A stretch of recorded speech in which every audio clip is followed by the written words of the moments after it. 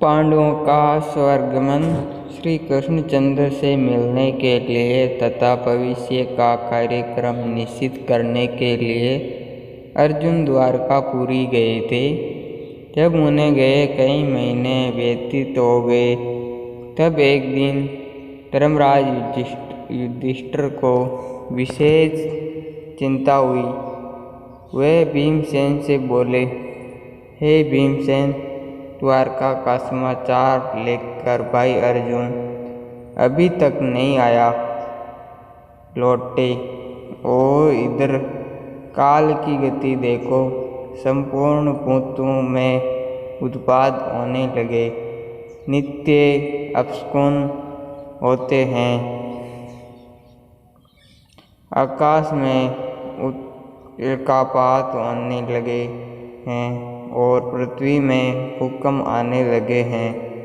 सूर्य का प्रकाश मध्यम सा हो गया है और चंद्रमा के ईद गिर्द बारंबार मंडल बैठते हैं। आकाश के नक्षत्र एवं तारे परस्पर टकरा कर गिर रहे हैं। पृथ्वी पर बारंबार बिजली गिरती है। बड़े बड़े बवंडर उठकर अंधकार में भयंकर आंधी उत्पन्न करते हैं। सियारिन सूर्योदय के सम्मुख मुँह करके चिल्ला रही हैं। कुत्ते बिलाव बारंबार रोते हैं। गधे, उल्लू, कौवे और कबूतर रात को कठोर शब्द करते हैं। कौवे निरंतर आंसू बहाती हैं। गर्त में अग्नि प्रज्वलित करने की शक्ति नहीं रह गई है। सर्वत्र श्रीहीनता प्रतीत होती है। इन सब बातों को देखकर मेरा हृदय धड़क रहा है। न जाने यह अपशकुन किस विपत्ति की सूचना दे रहे हैं। क्या भगवान श्री कृष्णचंद्र इस लोक को छोड़कर चले गए या अन्य कोई दुखदायी घटना होने वाली है। उसी क्षण आतुर अवस्था में अर्जुन द्वारका से वापस आए। उनके नेत्रों से अश्रु बह रहे थे। शरीर कांतिहीन था और गर्दन झुकी हुई थी। वे आते ही धर्मराज युधिष्ठिर के चरणों में गिर पड़े। तब युधिष्ठिर ने घबरा कर पूछा, हे अर्जुन, द्वारकापुरी में हमारे संबंधित और बंधु बांधव यादव लोग तो प्रसन्न हैं न? हमारे नाना शूरसेन तथा छोटे मामा वासुदेव तो कुशल हैं न? हमारी मामी देवकी अपनी सातों बहनों तथा पुत्र पौत्रादि सहित प्रसन्न तो हैं न? राजा अग्रसेन और उनके छोटे भाई देवक तो कुशल हैं न? प्रद्युम्न, अनिरुद्ध, सांब, ऋषभ आदि तो प्रसन्न है न? हमारे स्वामी भगवान श्री कृष्णचंद्र, उद्धव आदि अपने सेवकों सहित कुशल हैं तो है न? वे अपनी सुद्रमा सभा में नित्य आते हैं न? सत्यम, भामा, सुक्मिणी, जामवंती आदि उनकी 16 सहस्त्र 108 पटरानियाँ तो नित्य ठन की सेवा में लीन रहती हैं। भाई अर्जुन, तुम्हारी कांति क्षीण क्यों हो रही है और तुम श्रीहीन क्यों हो रहे हैं? ओ धर्मराज युधिष्ठिर के प्रश्नों के बौछार से अर्जुन और भी व्याकुल एवं शोकाकुल हो गए। उनको रंग फीका पड़ गया, नेत्रों से अविरल अश्रुधारा बहने लगी, हिचकियाँ बंद गई। रुद्धे कंठ से उन्होंने कहा, हे भ्राता, हमारे प्रीतम भगवान श्री कृष्णचंद्र ने हमें ठग लिया। वे हमें त्याग कर इस लोक से चले गए, जिनकी कृपा से मेरे और परम पराक्रम के सामने देवता भी सिर नहीं उठाते थे। मेरे उस परम पराक्रम को भी वे अपने साथ ले गए। प्राणहीन मुर्दे जैसी गति हो गई मेरी। मैं द्वारिका से भगवान श्री कृष्ण की पत्नियों को हस्तिनापुर ला रहा था, किंतु मार्ग में थोड़े से ने मुझे एक निर्बल की भांति परास्त कर दिया है। मैं उन अबलाओं की रक्षा नहीं कर सका। मेरी वे ही भुजाएं हैं, वे ही रथ हैं, वही घोड़े हैं, वही वही गांडीव हैं, धनुष हैं और वही बाण हैं, जिनसे मैंने बड़े बड़े महारथियों के सिर बात की बात में उड़ा दिए थे।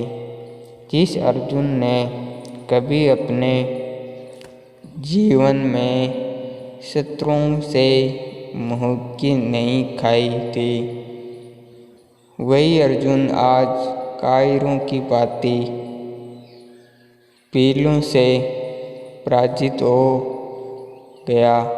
उनकी संपूर्ण पत्नियां तथा आदि को भी लोग लूट ले गए और मैं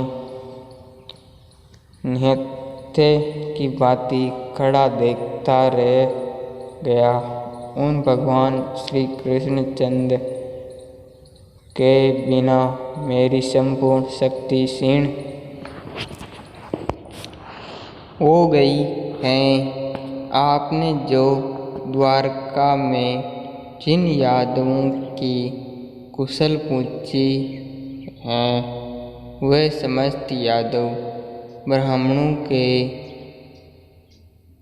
श्राप से दुर्बुद्धि अवस्था को प्राप्त हो गए थे और वे अति मदिरा पान करके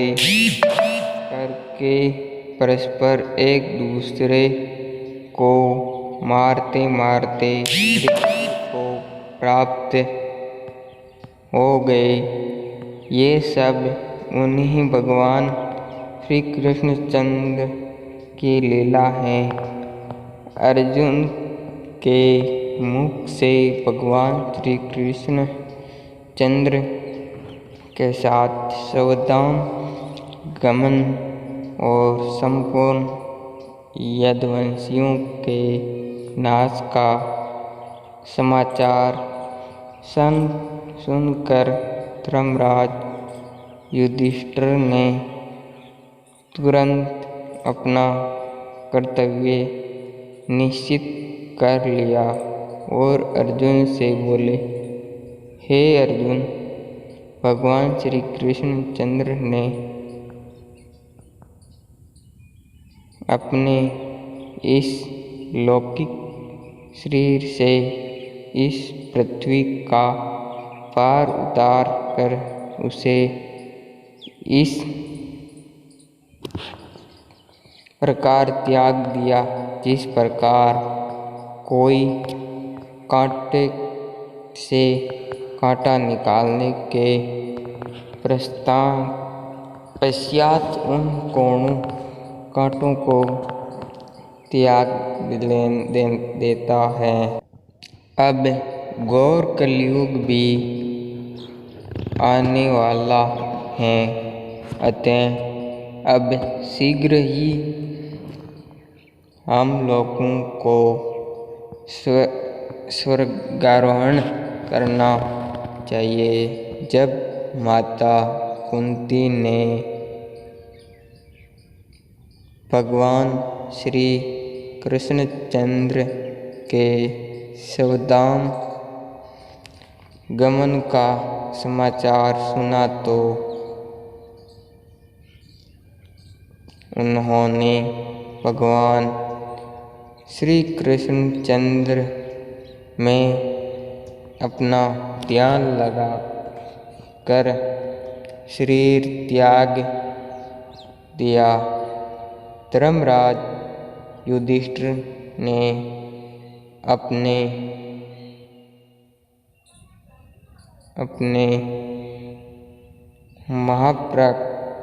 महापराक्रमी पुत्र परीक्षित को संपूर्ण जम्बूद्वीप का राज्य देकर हस्तिनापुर में उसका राज्याभिषेक किया और शूरसेन देश का राजा बनाकर मथुरापुरी में अनिरुद्ध के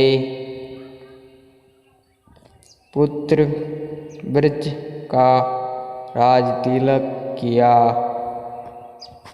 तत्पश्चात परम ज्ञानी युधिष्ठिर ने प्रजापति यज्ञ किया और भगवान श्री कृष्णचंद्र में लीन होकर संन्यास ले लिया। उन्होंने मान अपमान अहंकार तथा मोह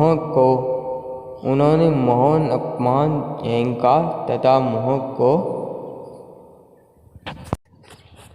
त्याग दिया और मन तथा वाणी को वश में कर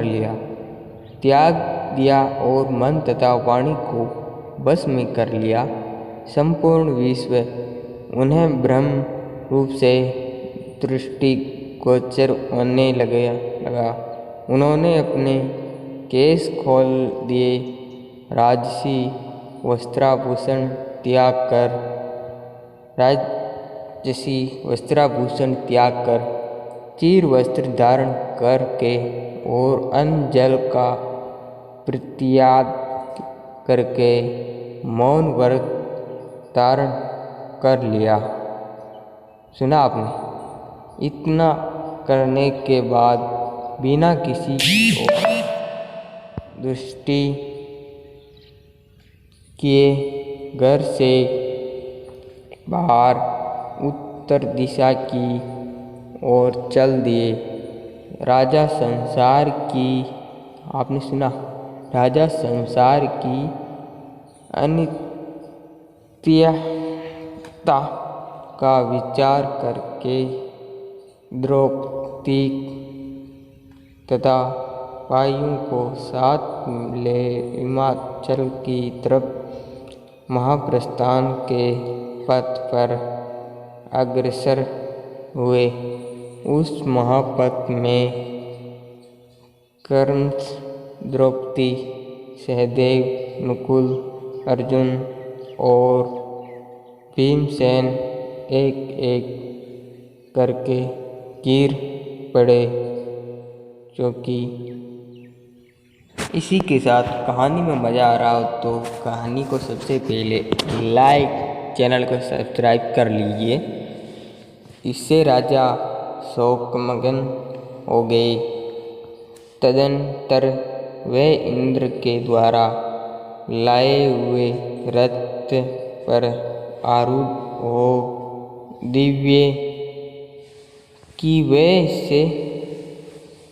दिव्य रूपधारी भाइयों सहित स्वर्ग को चले गए। वहाँ उन्होंने दुर्योधन आदि सभी धृतराष्ट्र पुत्रों को देखा। तदनंतर उन पर कृपा करने के लिए अपने धाम से पधारे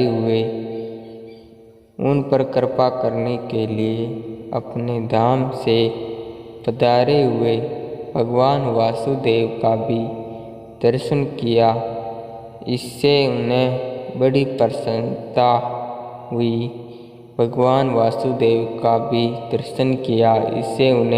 प्रसन्नता हुई।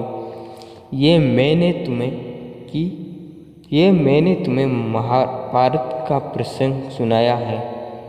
जो इसका पाठ करेगा मैंने तुझे ये महाभारत का प्रसंग सुनाया है। जो इसका पाठ करेगा वह स्वर्ग लोक में सम्मानित होगा।